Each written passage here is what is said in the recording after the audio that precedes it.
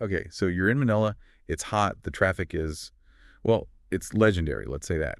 And you absolutely need to get some work done. You need focus, you need connection. Right. But the co-working scene there, it's just exploded. You've got dozens of choices now. Exactly. Everything from just a basic hot desk to these um, hubs promising serious business support, even incubation. And who has time to tour, like, 10 different places just to find decent Wi-Fi and a quiet corner? Nobody. It's genuine decision paralysis. Totally. And our sources today, they really cover that whole range. We're looking at, what, over a dozen specific spaces across the main business districts, but also some interesting local spots, too. So the mission for this deep dive is pretty clear then. Yeah, basically, we're going to distill this whole landscape, try and give you a clear map, show you where the real value is for, your specific remote work needs, save you that legwork. Okay, let's unpack this. Let's start with the basics, the foundations. What should every digital nomad just expect when they land? Are those essential standards actually met? Yeah, good question. And the good news is, generally, yes. The foundation seems solid pretty much everywhere. So high-speed internet, comfy workstations. Access to printers, meeting rooms, the usual stuff. Hmm. But what's maybe unique, or at least crucial in Manila, is really good, reliable air conditioning. Ah, yes. Cannot underestimate the AC. Definitely not. So places like, say, ZenPod or Penn Brothers, they're not just selling desk space. They're kind of selling guaranteed comfort, which is huge. Right. Comfort and convenience. But that usually costs a lot, especially in big Asian cities. Yeah.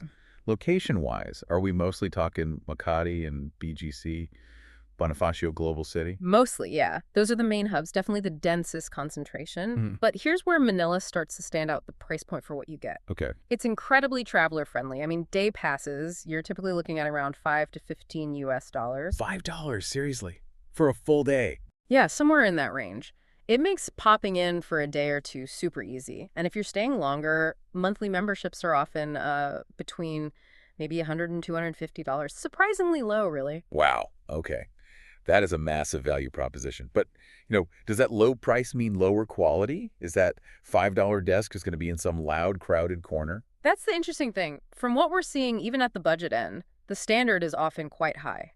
And part of that might be the staff. They're generally really helpful and English is widely spoken.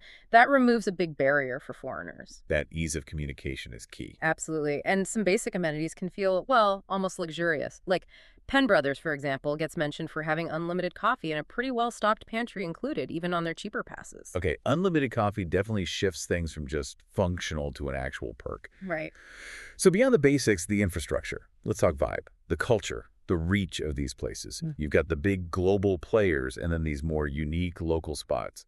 How do they stack up? Well, if consistency and, like, a global network are your priorities, you look at the big names. WeWork, obviously. The familiar look. Exactly. Yeah. Polished, modern, professional feel. And in Manila, the draw isn't just the desk. It's plugging into their global network, the organized events they run. It's kind of the safe, predictable choice, especially if you move between countries a lot. Though, yeah, likely at the higher end of that price range we mentioned. And then there's Regus. Feels a bit more corporate veteran, focused on function. Precisely. Regus is all about structure, consistency, business class facilities, and crucially, they often have multiple locations scattered across the city, even beyond just Makati or BGC. Ah, so flexibility if you need to be in different areas. Exactly. If your meetings pull you from one side of Metro Manila to the other, their network offers that reliable, same experience that, a single independent spot just can't match. Okay, let's pivot to the local scene then. This is where it gets really interesting, I think. Warehouse 8 in Makati sounds fascinating. The sources describe it as deliberately minimalist. Yeah. Warehouse 8 is really cool because it actively pushes against that standard corporate feel. It's got this minimalist, almost industrial vibe. They call it a blank canvas. For creativity? Exactly. Designed to foster fresh thinking. So it attracts not just remote workers, but also people running workshops, small exhibitions, local creatives. It creates a very different kind of community feel compared to, say, a WeWork. And the price is great. Starts around P350, that's maybe $7 for 8 hours, makes that creative vibe super accessible. That's great value. And then on the maybe more practical, budget-focused end, Racket Room Collective in Quezon City. Sounds like they've nailed reliability without the big price tag. Racket Room is like the smart budget choice. Daily rate is just P300. That's like, what, $6? Incredible. But here's the key thing for anyone doing serious remote work. They offer 200 millisecond internet, which is fast, but they guarantee a 30 millisecond backup line. Redundancy. Exactly. That backup is gold. That 30 Mbps is enough to keep your important video calls stable, keep you connected, even if the main line hiccups. For reliability, that kind of safety net is priceless, especially at that price point. E300 for that peace of mind. Yeah. That's remarkable. Okay, so this is where we move beyond just renting a desk and Wi-Fi, the value add stuff. What services are turning these spaces into actual business hubs? Right, and this really shows how mature the Manila market is becoming. Some spots are offering to solve pretty complex business problems for you. Take Cerebro Labs back in Makati. Okay. Their unique selling point is access. They have a team of mentors, people who've actually worked in Silicon Valley. Wow, really? Yeah, so you're essentially bundling high-level expert guidance into your P550 daily rate. That's serious intellectual capital that a freelancer or a small startup just wouldn't normally have access to so easily. So top-tier mentorship just by booking a desk for the day. That's huge if you're trying to scale something. But scaling, especially in a new country, also means dealing with bureaucracy, admin. How do these places help with the, let's be honest, often painful side of doing business in the Philippines? Yeah. The paperwork. That's where a place like Ignition Venture Studio and BGC comes in. Setting up, managing compliance. It can be notoriously complex there. I've heard stories. Right. So Ignition basically aims to remove that headache.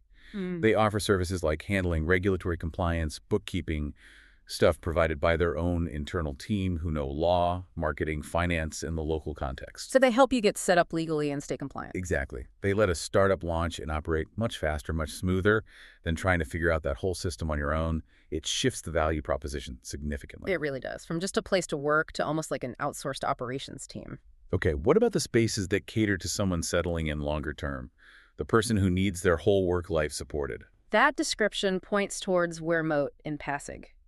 This place sounds like the definition of a full package hub, especially for nomads staying longer or for small, established teams. What makes it so comprehensive? Well, they've got the usual range of desks and rooms, but it's the perks. Things like free parking, which is huge in Manila, but also designated sleep rooms. Sleep rooms, like nap pods. Yeah, basically places to recharge, plus game areas and even shared HR and accounting services.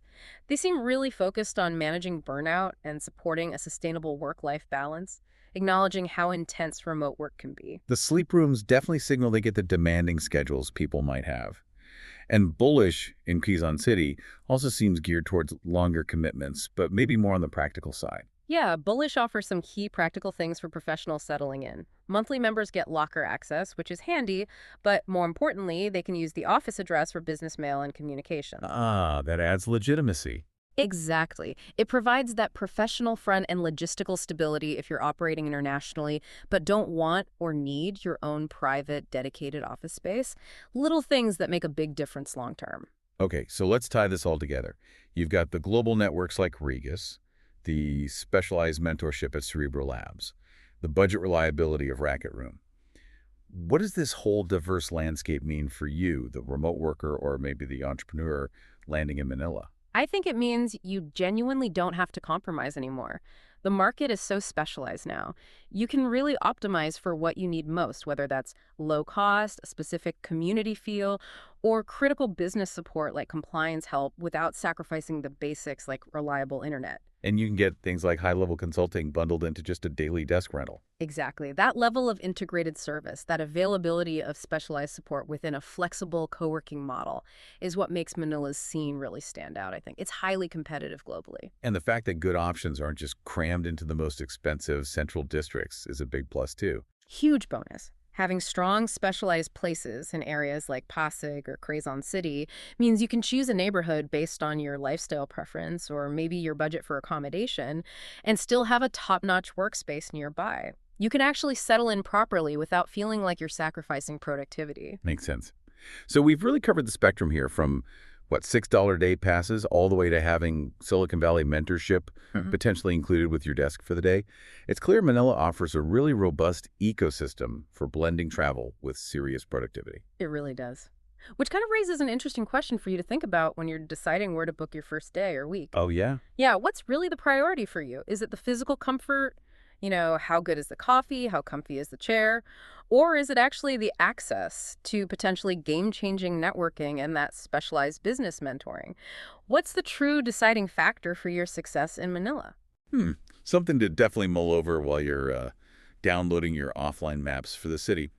That's it for this deep dive into Manila's essential remote work hubs. We hope you feel well informed and ready to tackle your next project there.